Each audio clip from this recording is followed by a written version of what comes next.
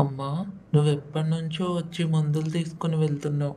కొన్ని సంవత్సరాల నుంచి నేను నిన్ను గమనిస్తూనే ఉన్నాను. ఇంకా మీ అమ్మగారికి తగ్గలేదా అమ్మా? లేదండి. మేము కూడా మా అమ్మగారికి త్వరగా తగ్గిపోతే బాగుండు అని అనుకుంటున్నాము. సరేనమ్మా, మరేమీ బాధపడకండి. ఆ దేవుడు ఖచ్చితంగా మీ అమ్మగారిని స్వస్థపరుస్తాడు.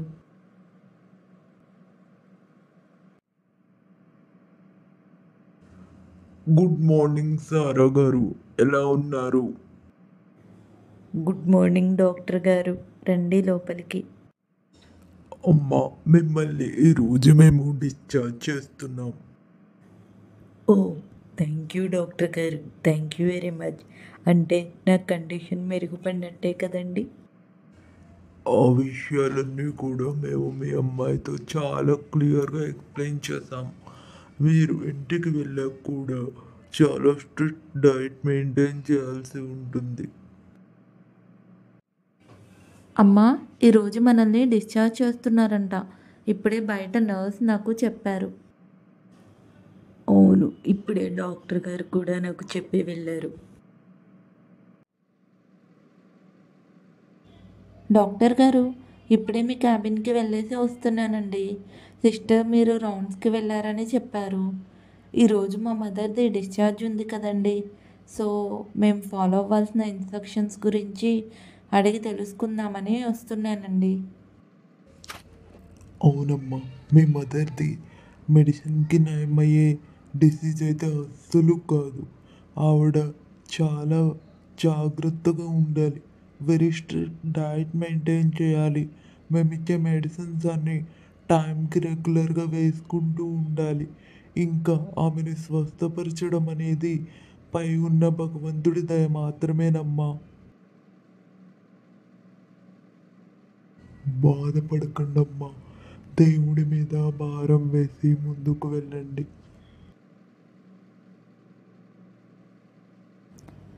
Okay, thank you doctor. Thank you so much. మేము ఇంకా ఇంటికి వెళ్తాం డాక్టర్ గారు.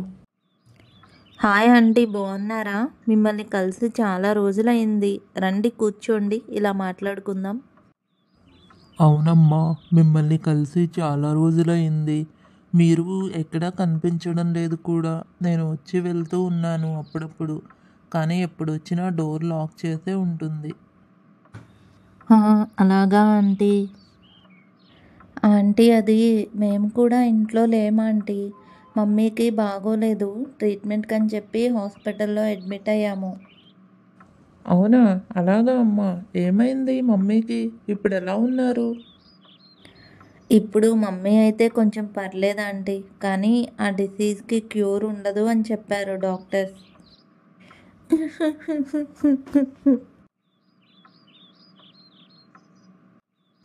అవునా? అలాగా అమ్మా. నువ్వేం బాధపడమాకమ్మా.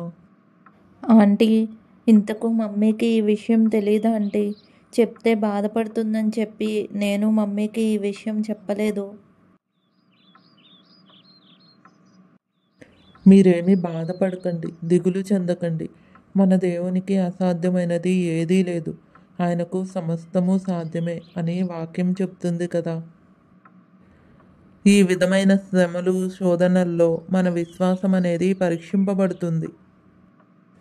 వేరే ఏ విషయంలోనైనా కానీ మనకి మన తోటివారు సహాయం అందిస్తారు అన్న నిరీక్షణ మనకి ఉంటుంది.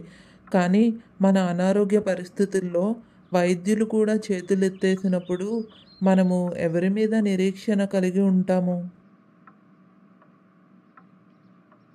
ఖచ్చితంగా మనము దేవుడి మీద ఆధారపడి తీరాల్సిందే. కాబట్టి ఇలాంటి పరిస్థితులు కూడా మనల్ని దేవునికి ఎంతో దగ్గర చేస్తాయి. ఇది మనకి కొంచెం కఠినంగా అనిపించినా నిత్య జీవానికి మించిన ఆశీర్వాదము మనకెక్కడా దొరకదు. మనం నిత్య జీవానికి చేరువవ్వాలంటే దేవునికి ఎంతగానో దగ్గరైన జీవితాన్ని మనం గడపక తప్పదు. కాబట్టి ఈ పరిస్థితుల ద్వారా దేవుడు మనల్ని ఆయన దగ్గరకు చేర్చుకుంటాడు. ఆంటీ, మేమెప్పుడూ దేవునికి దగ్గరగానే ఉంటాము. ప్రతి ఆదివారము క్రమం తప్పకుండా సంఘానికి వెళ్ళి వస్తూ ఉంటాము. దేవుణ్ణి మేము ఎంతగానో గౌరవించి ప్రతి విషయంలోనూ దేవునికి మొదటి స్థానం ఇస్తూ ఉంటాము. అయినప్పటికీ మాకెందుకు ఈ శోధన, మా జీవితంలో ఎందుకు ఇలాంటి శ్రమ మాకెదురైంది? చూడమ్మా, యాకోబు 1వ అధ్యాయం 2, 3 వచనాల్లో ఈ విధంగా ఉంటుంది కదా. నా సహోదరులారా, మీ విశ్వాసమునకు కలుగు పరీక్ష ఓర్పును పుట్టించునని ఎరిగి మీరు నానా విధములైన శోధనలలో పడినప్పుడు అది మహదానందమని ఎంచుకొనిడి.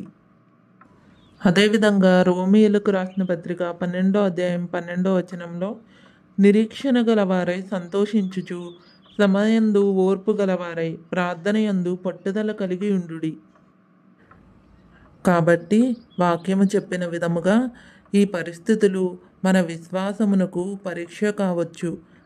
అదేవిధంగా దేవుడు మన యొక్క పరిస్థితుల ద్వారా ఆయనకు మనము చేరువగా ఉండేలాగా కూడా ఆయన ఇటువంటి పరిస్థితులను అనుమతిస్తాడు.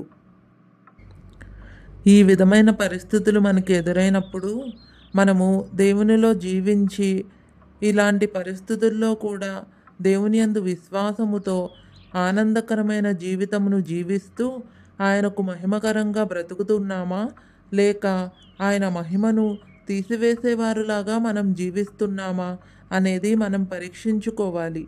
ఈ విశ్వాసం అనేది ఇలాంటి పరిస్థితుల్లో పరీక్షింపబడుతున్నప్పుడు మనము దేవుని పక్షంగా ఉండి విజేతలుగా నిలవడానికి పరిశుద్ధాత్ముని సహాయాన్ని మనం వేడుకోవాలి.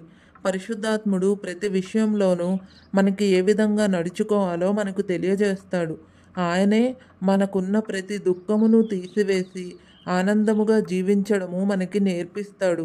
మన యొక్క దుఃఖ సమయాల్లో మనకు ఎంతో ఓదార్పును, ఆదరణను ఆయన ద్వారానే మనకు కలుగుతుంది. Thank you aunty.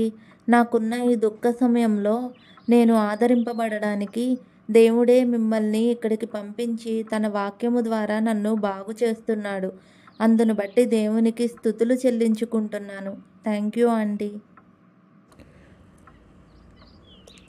అలాగేనమ్మా, జాగ్రత్తగా ఉండండి. మరి నేను వెళ్ళొస్తాను.